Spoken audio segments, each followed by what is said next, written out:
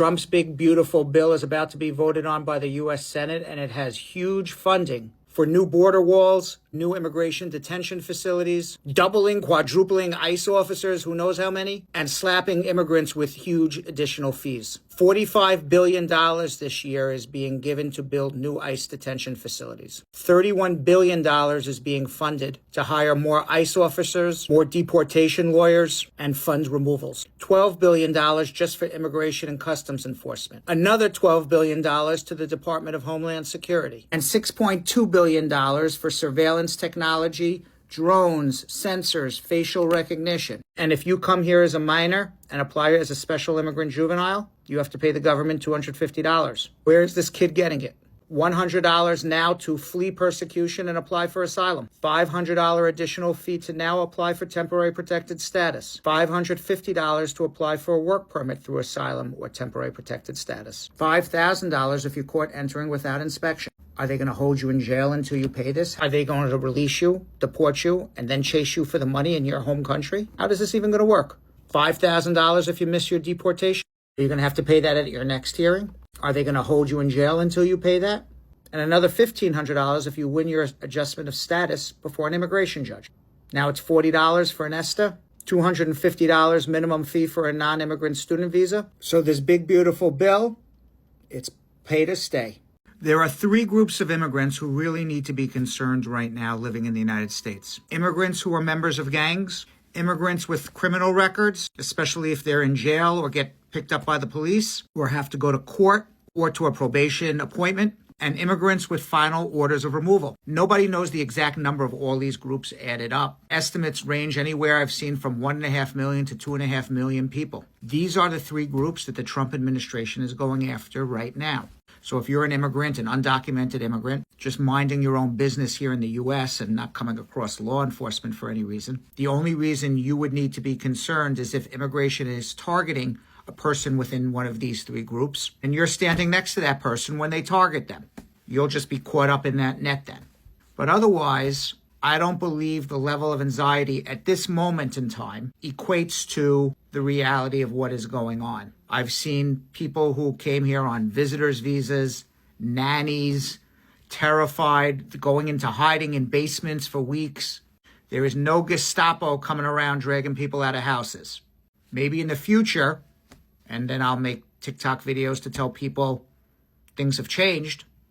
But right now, my opinion, go about your business. Donald Trump is expected to sign an executive order that the federal government will not recognize the U.S. citizenship of children born in the United States of America to undocumented immigrants. That is moving forward. So if you were born yesterday, the day before Inauguration Day, you're okay.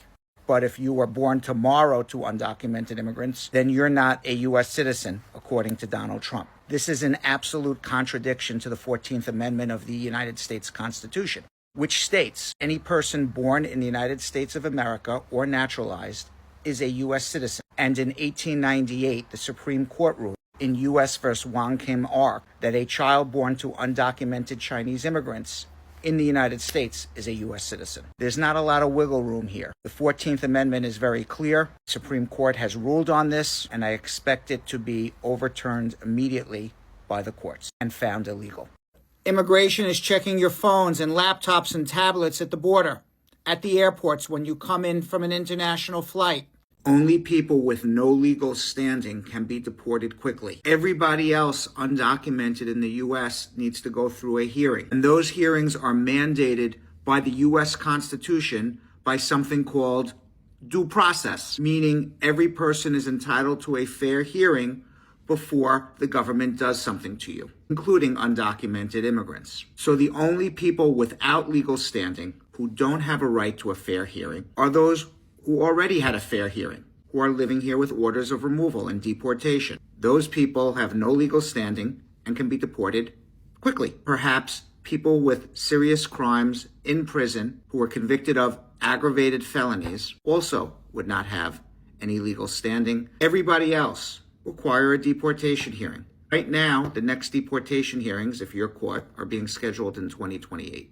Donald Trump is expected to sign an executive order that the federal government will not recognize the U.S. citizenship of children born in the United States. The visa lottery is back and you can win a green card right now.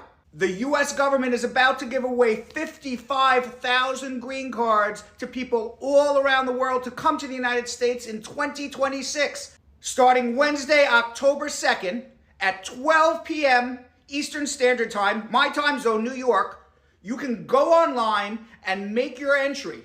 One-time entry only, because if you make it twice, they'll cancel you out. The program is going on until November 5th.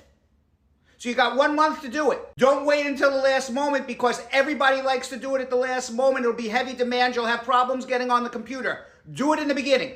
You can file by yourself. You don't need a consultant. You don't need a lawyer. It's really simple. If you know how to type your name, the city where you were born, your date of birth, and your gender, and you can provide information about your education or skills, and you can upload a photograph to a computer, you can do it all by yourself. You don't need anybody. Save your registration, and the winners are going to be announced on May 3rd, 2025. Keep your fingers crossed that you or your spouse could win a green card. There is no minimum age to apply, but you do need to be able to provide a high school education or 2 years skilled work experience, which would probably disqualify people under 18. Let your spouse apply as well. If your spouse wins, you win too. So you get 2 tries for a green card. Now, if you're born in these countries, you can't apply. That includes Bangladesh, Brazil, Canada, China, Colombia, Cuba, Dominican Republic.